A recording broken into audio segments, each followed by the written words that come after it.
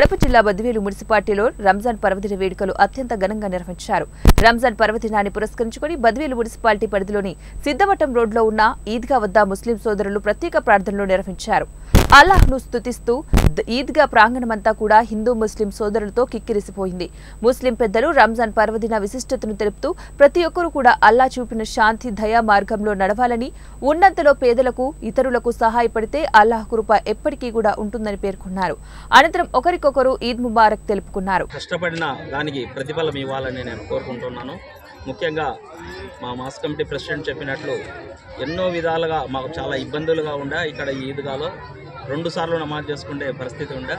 దాన్ని తీర్చేసి మా ఎమ్మెల్సీ డీసీ గోవిందరెడ్డి గారు, ఎంపీ అవినాష్ రెడ్డి గారు, డిప్యూటీ సీఎం అంజాద్ బాషా గారు, ఎమ్మెల్యే సుధా మేడం గారు అందరూ కలిసి, మా మున్సిపల్ చైర్మన్ రాజగోపాల్ రెడ్డితో అందరూ కలిసి మాకు ఎంతో సహాయం చేసి కోట్ల రూపాయల విలువైన దాన్ని మాకు సబ్ డివిజన్ నుంచి డివిజన్ చేసి మాకు అందించారు. వాళ్ళకు ప్రత్యేక ధన్యవాదాలు.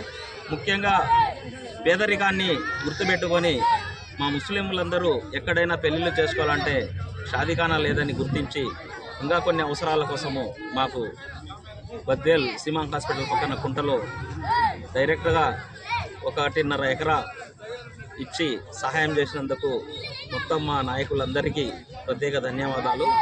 ముస్లిం సహోదరులందరూ దీన్ని ప్రత్యేకంగా గుర్తించి వాళ్ళందరికీ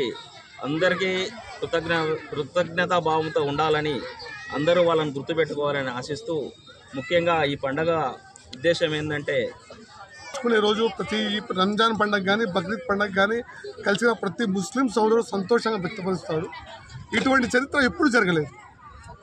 ఏదో స్థలాలకు విలువ లేని రోజుల్లో ఈద్గా స్థలాలు కేటాయించడం ఒక విషయం అయితే, ఈరోజు కోట్ల రూపాయల విలువైన స్థలాలు ఇవ్వడము, 2 కుట్టు మిషన్లు, అన్ని కులస్తులకు కుట్టు మిషన్ సెక్షను, అన్ని కులస్తులకు కంప్యూటర్ శిక్షణా కేంద్రాలు అన్ని మసీదులలో పెట్టి నేర్పించడము, వాళ్ళు నేర్చుకున్న తర్వాత వాళ్ళు గిఫ్ట్గా మళ్ళీ ఇవి కుట్టు మిషన్లు, కంప్యూటర్ శిక్షణా కేంద్రాలు ఇవ్వడము, నిజంగా ఆ కుటుంబానికి ముస్లిం సమాజము మేము మా ప్రాణం ఆఖరి దశ ఉన్నంత వరకు మా తరతరాలు ఆ కుటుంబానికి రుణపడి ఉంటాయని